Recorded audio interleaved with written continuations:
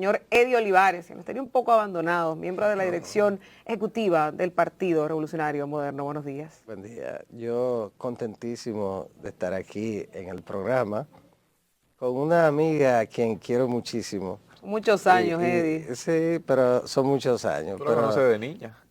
Claro. Ella es muy jovencita, pero ella... Para que no le vayan a cargar los años a contárselo ahorita. No, porque no pueden. No. Lo defiende su... Entonces, y dos amigos tan queridos, para mí un gratísimo placer. Qué bueno Gracias, Eddie. qué bueno tenerte por aquí y creo que hacer tal vez un repaso, aunque lo hemos hecho en estos días, sobre el discurso de rendición de cuentas del presidente y entiendes tú, sobre todo con las críticas que han venido de parte de la oposición, si son justas, si se ajustan a la verdad. Bueno, una rendición de cuentas siempre tiene que desatar críticas, es normal, porque la oposición tiene un enfoque distinto, puede coincidir en algunas cosas o no. Entonces, la rendición de cuentas que está contemplada en el artículo 114 de la Constitución tiene el propósito fundamental de que el presidente, haciendo un resumen de los informes de cada uno de los ministerios y direcciones importantes, entonces ese resumen se consolida y el presidente ese día de la independencia nacional hace la rendición de cuentas a la nación, es del año anterior. Pero los presidentes también hacen una proyección del año siguiente, generalmente las promesas que hacen para el año que corresponde. Pero la esencia que establece el constituyente para la rendición de cuentas es esa. De alguna manera los presidentes integran temas actuales con el propósito de darle un toque al discurso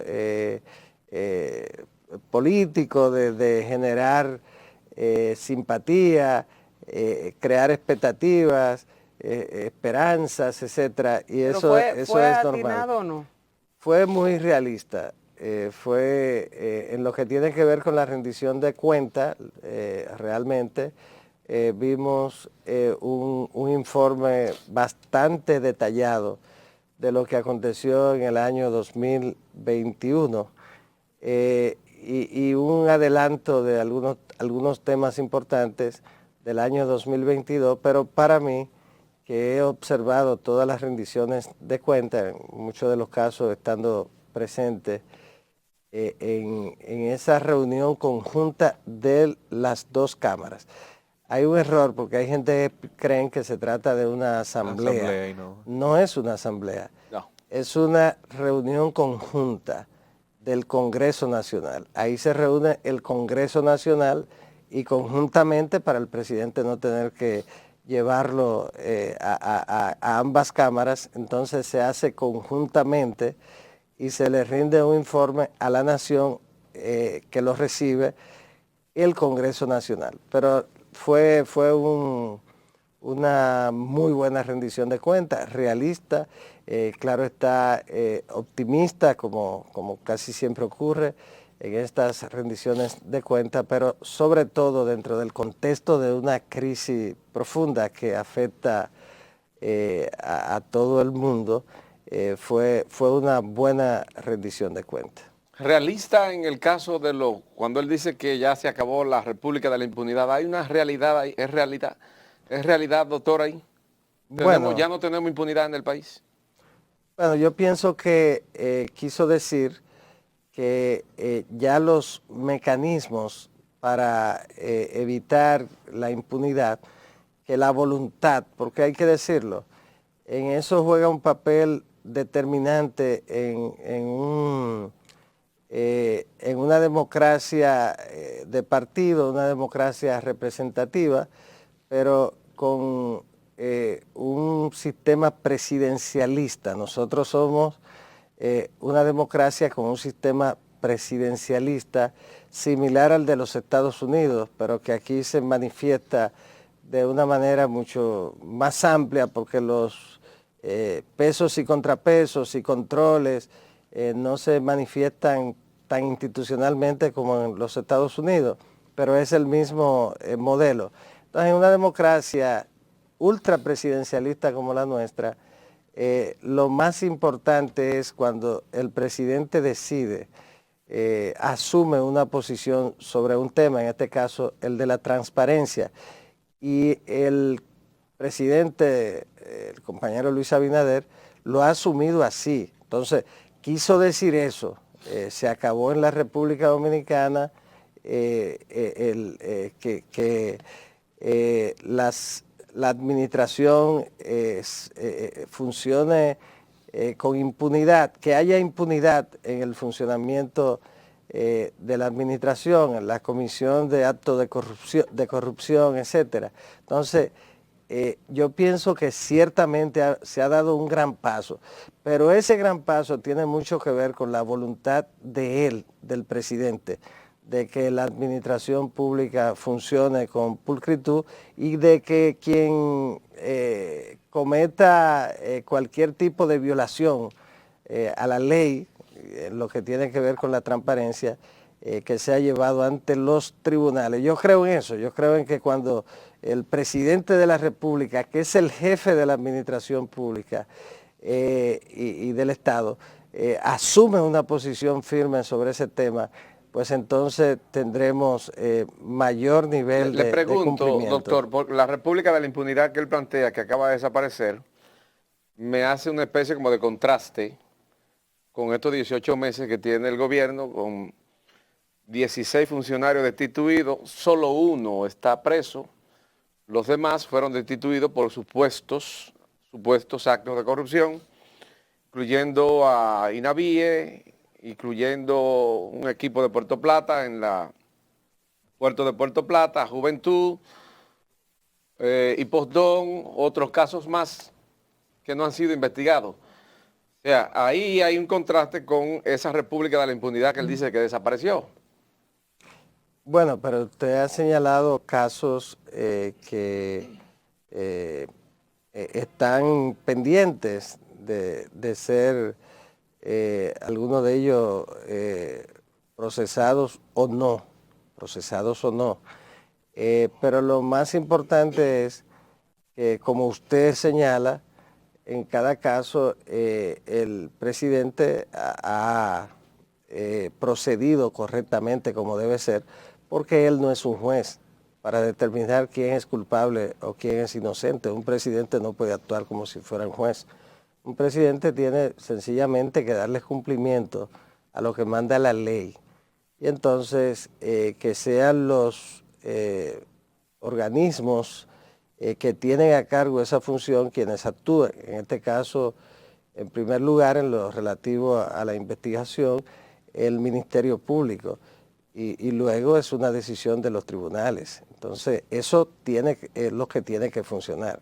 Y en este caso ha sido importante que ni el presidente ni el Partido Revolucionario Moderno han incidido ni han tomado ninguna iniciativa tendente a obstaculizar la justicia ni a ejercer influencia para proteger absolutamente a nadie. Entonces, yo creo que ese ha sido un paso de altísima trascendencia que es innegable en lo que tiene que ver con el cambio que se ha producido. No uso el cambio como pues, no la propaganda política, no, sino lo normal. El cambio que se ha producido en lo que tiene que ver con la administración en el tema de transparencia, eso es innegable. Y yo creo que ciertamente, fíjate, yo no ando hablando de independencia y todas estas cosas, pero lo más importante es el tema de la voluntad que hay en ese sentido, una justicia en la que ni el presidente ni el partido tienen ningún tipo de incidencia porque su origen está en los gobiernos del Partido de la Liberación Dominicana.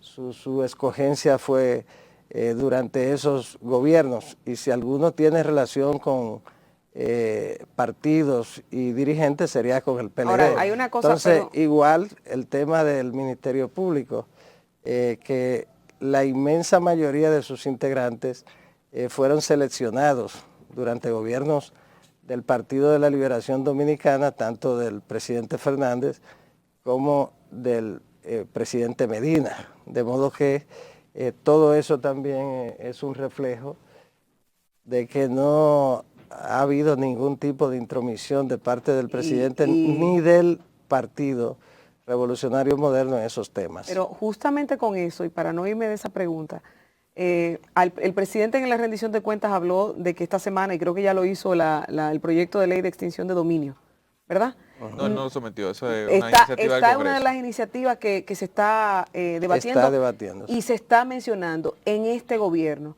Imagínese usted que se logra aprobar esa ley en esta gestión del presidente Luis Abinader y que concluyan ustedes, sea en 4 años o en 8 años. ¿No se utilizaría de alguna forma esa misma ley, que es el miedo de algunos legisladores de darle continuidad, para ser ustedes perseguidos también por el mismo tema?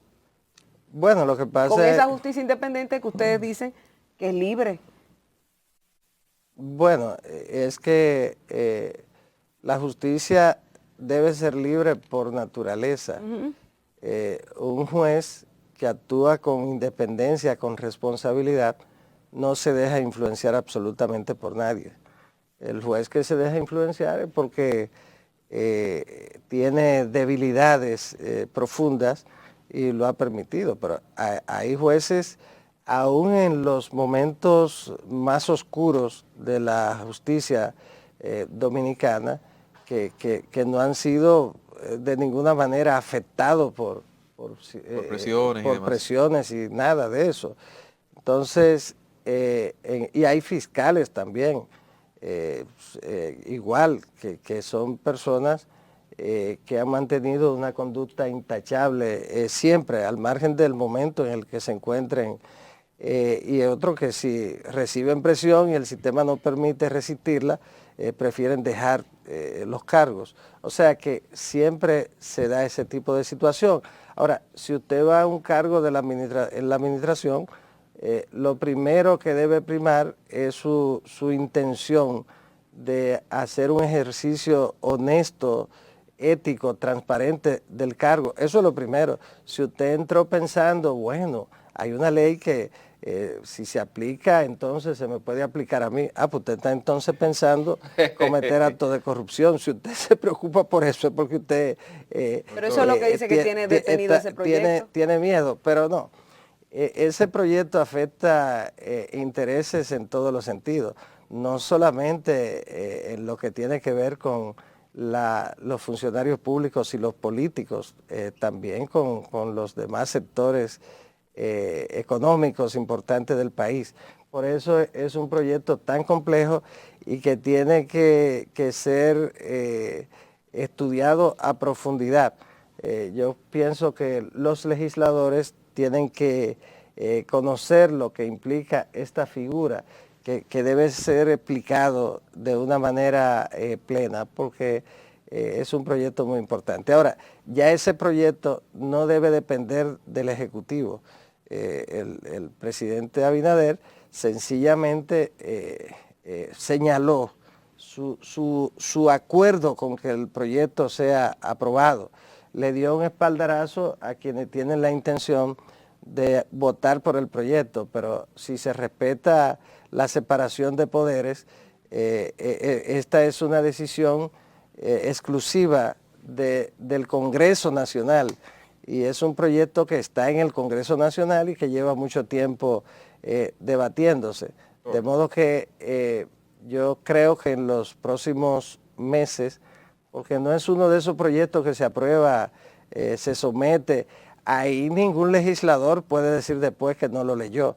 El legislador que no entiende, domina temas jurídicos, debe acompañarse de asesores que le expliquen, pero cada uno de los senadores y de los diputados tiene que estudiar a profundidad y hacerse asesorar, tienen sus asesores, para que luego no se alegue ignorancia y que además sea el producto de una visión muy clara sobre lo que eso representa por parte de los legisladores. Doctor, recuerdo yo que en 2020, luego de la escogencia de los miembros de la Junta, una rueda de prensa que usted convocó en su oficina, ahí en la México, me parece. La César Nicolás La César Nicolás Penson. Usted dijo una posición que a mucha gente alteró, fijó una posición que en alguna medida exacerbó los ánimos de mucha gente. Y voy a citar algo de lo que dijo. El grave daño que la infame intromisión del Poder Ejecutivo en las funciones del Senado de la República le ha causado a la institucionalidad democrática, refiriéndose a la escogencia de los miembros de la Junta Central Electoral, y dijo, esperar que las autoridades actuales superen la cultura personalista del jefismo implantada por la dictadura que nos gobernaron. ¿Eso usted entiende que ya se ha superado, ya pasamos esa etapa? ¿El Poder Ejecutivo ha en alguna medida superado esa intromisión de la que usted hablaba ahí en algunas esferas del poder? Nosotros tenemos una separación de poderes, la de Montesquieu. Tres poderes del Estado. Tres poderes. El primer poder debería ser el legislativo y el diseño de ese mecanismo. ¿Dice él que sí? Establece que el primer poder del Estado es el legislativo. El segundo poder aparece el ejecutivo, que es para ejecutar las decisiones del legislativo, que debe también permanentemente supervisar el funcionamiento del Ejecutivo. Son los pesos y contrapesos en lo que cada uno de los poderes tiene algún nivel de incidencia atribuida en la Constitución de la República sobre el otro poder para evitar que uno de los poderes llegue a estar por encima del otro. Entonces eso es el equilibrio de los poderes. Uno controla al otro. Uno controla al otro. A cada uno se le da el check and balance. A cada uno se le da una cuota para que pueda entonces producirse el equilibrio. Y el legislativo y el judicial. Entonces ahora existen extrapoderes que no dependen exclusivamente de los tres poderes clásicos. La Junta Central Electoral es un extrapoder constitucional, el Tribunal Constitucional, sacado entonces del sistema judicial, funcionando al margen de eso, independiente, es otro extrapoder. Debí mencionarlo primero, el Constitucional, la Junta Central Electoral, el Tribunal Superior Electoral, porque son tribunales especiales, el Cámara de Cuentas, el superior administrativo, bueno, la Junta Monetaria, etcétera, porque tienen bastante autonomía. Entonces, esos son los extrapoderes constitucionales. Entonces, en el país, sin lugar a dudas, que todavía camina hacia ese proceso de consolidación. Nosotros tuvimos un retroceso y no lo menciono desde el punto de vista político, sino mi visión sobre el tema, académica, etc. Los 16 años de gobiernos hegemónicos del Partido de la Liberación Dominicana afectaron mucho la institucionalidad democrática. Y la propia institucionalidad en la administración, sin lugar a dudas. Con toda la creación de muchos de esos tribunales. Porque el problema es que el sistema nuestro permite que un partido pueda llevarse los 32 senadores. En el 2010, el propósito del presidente Fernández era romper el récord y llevarse 32 senadores. Se llevó 31, porque Amable, en la provincia de la Altagracia, con el liderazgo amplio que tuvo siempre, entonces logró ganar en la Altagracia. Pero el PLD se llevó 31 senadores. Ya Hipólito se había llevado 29. En el 2002 29 de 30, me parece que era en ese momento. Entonces, Leonel 31. El propósito eran 32.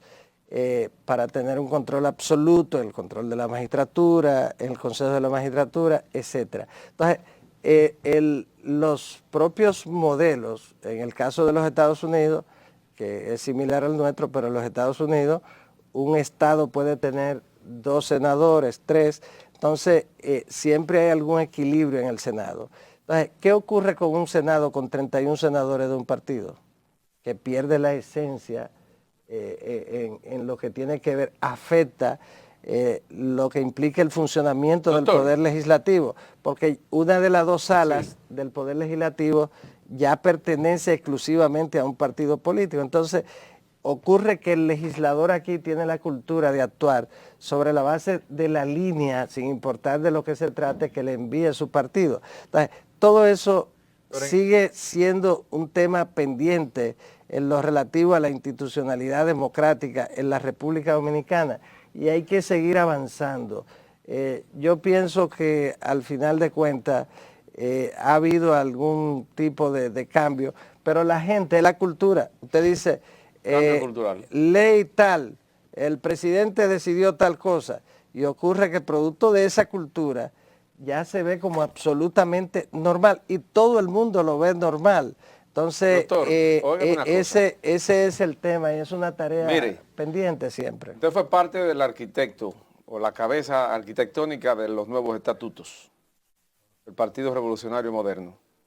Pero por ahí parece que se avecina un conflicto interno, porque en uno de sus articulados dice que el que tiene 5 años no puede, hay que tener 5 años para poder formar parte y aspirar a esas posiciones de la cúpula, presidencia, secretario general, y eso. Guido no tiene 5 años y anda por ahí diciendo que él va a la candidatura de la presidencia del partido. ¿Cómo resolver eso? ¿Cómo lidiar con eso? Y que eso aplica a partir de 2026. Exactamente. Aclárenos eso. Ese artículo puntualmente él dice que aplica a partir de 2026. Lo que ocurre es que un partido político debe establecer siempre un tiempo de militancia para poder ocupar una función de dirección a lo interno del partido. Usted no llega a un partido, salvo que el partido esté recién constituido, y hasta en ese caso los cargos lo van a ocupar las personas que tuvieron la iniciativa de fundar el partido, los que hicieron el trabajo. ¿Se sentirían celosos? Claro, no, que hay un tema de mérito. En un partido político usted tiene que acumular tiempo, y en función del tiempo acumula méritos. Además, usted siente un sentido de pertenencia a ese partido, pero usted acaba de llegar al partido, usted no tiene ni mérito histórico acumulado, relación con la gente que forman parte de ese partido y sentido de pertenencia. Entonces, lo normal es que unos estatutos, como lo hicimos ahora, establezcan ese tipo de requisitos: 5 años para ser presidente o miembro de la dirección ejecutiva del partido, vicepresidente, secretario, etcétera. Eso es normal en todos los partidos. El PRM no lo hizo, era un partido recién fundado, podía entrar todo el mundo, no se requería tema de tiempo, pero en los estatutos anteriores no se estableció la previsión que debió decir: a partir de la próxima convención se requerirá tal tiempo. Eso, es muy tajante, pero eso no se va a aplicar ahora, es a partir del 2026. De modo que no lo dice, tanto el compañero Guido como, sí, lo dice. Pero Guido no, es que lo dice en un dispositivo final. Y además lo estamos diciendo nosotros. Sí. Entonces, y en un dispositivo final. Entonces, ¿qué ocurre? Que en este caso no se va a aplicar para esta convención. Que Guido puede aspirar. No es solo Guido, es que hay muchísima gente en todo el territorio nacional, en todas partes. O sea, que él tiene razón en el hecho de que él dice que eso se aplica a partir del 2026. Pero claro que sí, entonces... Ya, lo dijo aquí. ¿Ustedes le tienen miedo a Guido? No, pero lo dijo aquí. Absolutamente. Ustedes no, porque Guido está diciendo es un compañero, amigo, un amigo... de todos los años de nosotros, a quien tenemos un aprecio especial, de modo que ahí no va a ocurrir absolutamente nada tampoco. ¿Usted va a aspirar? Y está lo otro que hay que decirlo aquí. Por una disposición del Tribunal Constitucional, ya en un partido político, cualquiera con el solo hecho de estar organizado en ese partido puede aspirar. Okay. En relación con eso, a los cargos de elección popular. Ya lo A dijo, cargos no, de no, elección. a los de dirección. Olivares. No a lo de dirección, que ya es otra ¿Usted cosa. va a aspirar Entonces, a la presidencia? Dígalo aquí. En este momento el partido está preparando, ¿usted va a la aspirar? comisión de elecciones está preparando el reglamento. Luego la dirección ejecutiva va a sugerir la modalidad y además va a fijar la fecha. Eso va a ocurrir en estos días. Tan pronto eso ocurra, yo Usted voy va a a decidir. anunciarle al país mi decisión en relación con mi participación en ese proceso. Nos va a poner de a modo esperar. que Ay, ahí ya se lo Paliza. informaremos. Paliza tiene las horas Muchísimas, contadas en el muchísimas PRM. gracias. Claro, Si usted se tira así. Claro, Paliza, hay prepárate. dirigentes Sí. en todo el país que están planteando eso, están planteando que aspiremos a Mire, la presidencia del yo lo voy a partido.